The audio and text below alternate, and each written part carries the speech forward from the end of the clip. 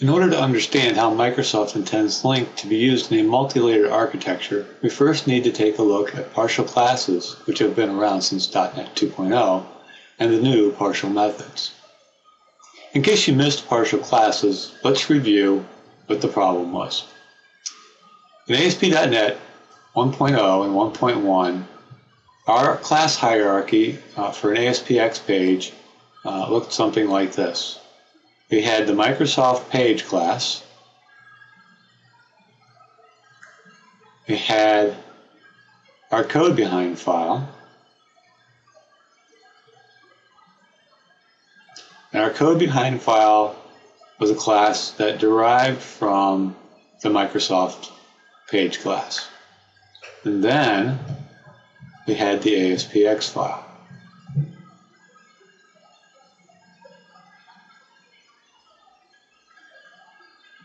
And it derived from our code behind file.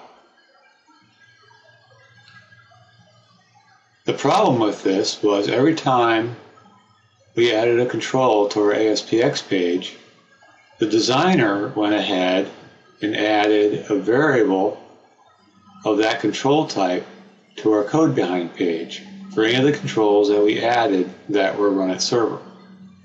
So this would be all of our ASPX pages, our ASPX controls, and any of our HTML controls with the run at server attribute. This worked okay, but there were a few controls that Microsoft had forgot to implement, so that when you went and added them into your ASPX page, you had to manually go add an instance of the variable in the code behind page. That was pretty messy. What happened when we got to 2.0 was they changed the architecture a little bit and made it a little cleaner. So now we have the same Microsoft page right here. But instead of implementing our ASPX page and our code behind pages as two separate classes, what they did was they implemented them as two separate files that make up one class. So we have our ASPX page and what's really our code beside file, but I think most of us are still calling it code behind.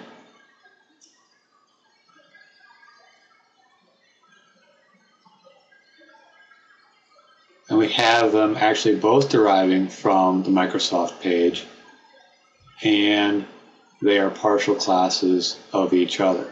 So when this all compiles, we wind up with a class hierarchy that looks like this. You have a Microsoft page, and you have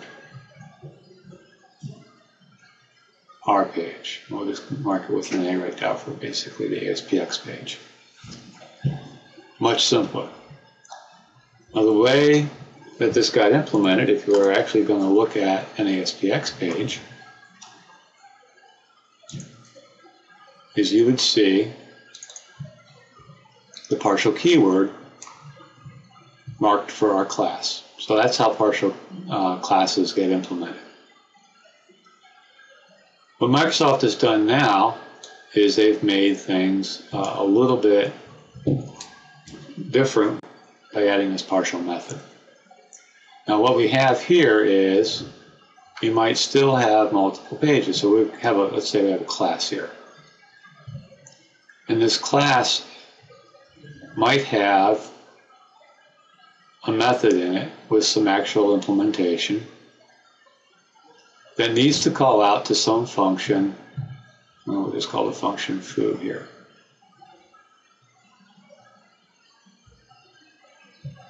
But if we mark this function foo as partial, what we're saying is this function or this method may exist, it may not exist.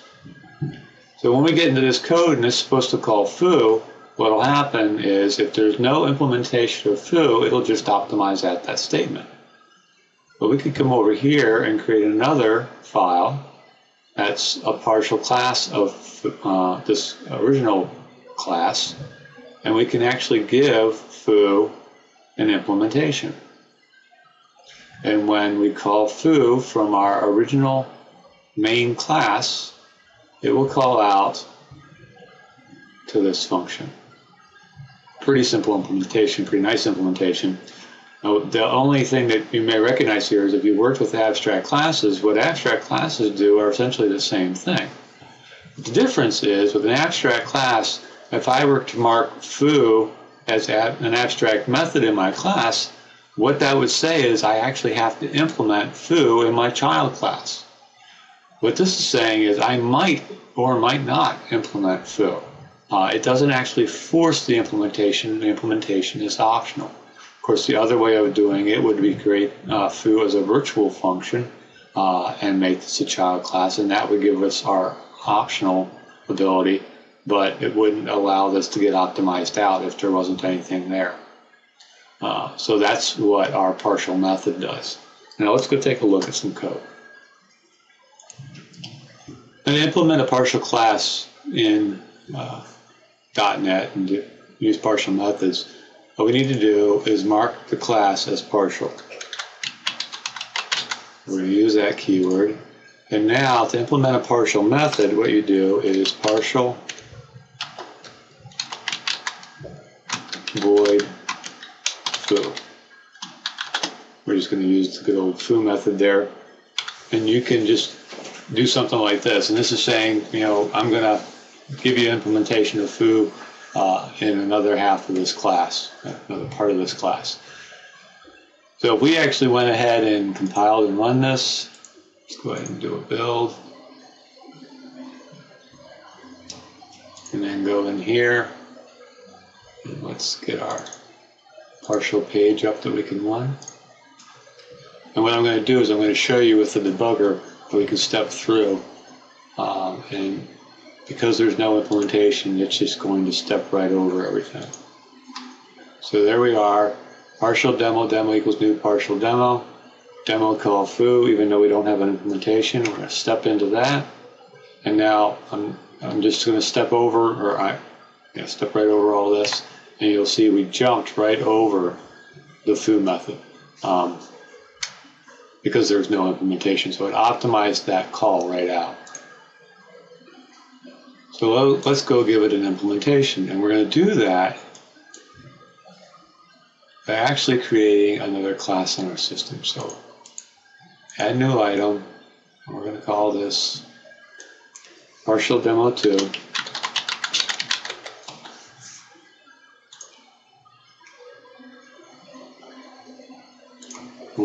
We're going to name the class is going to be partial demo.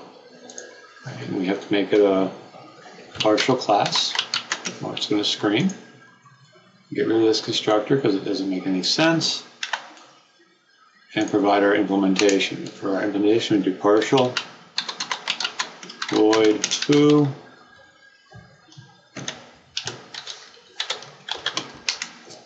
And now we can provide an implementation for it right there. And we'll just go string x equals ABC. And x plus equals string empty. I'm just trying to give it something here that won't complain about.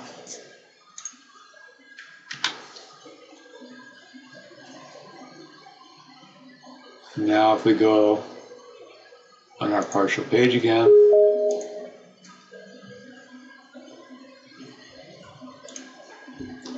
back to our demo call foo, back into call foo. But this time we're going to actually call foo. There's an implementation for it, and it's going to go call over into the other part of the partial class. Keep in mind, you can have as many parts of your partial class as you want, so it doesn't have to be just 2 files. It could be 2, 3, 4, whatever files you want, and this is still going to work.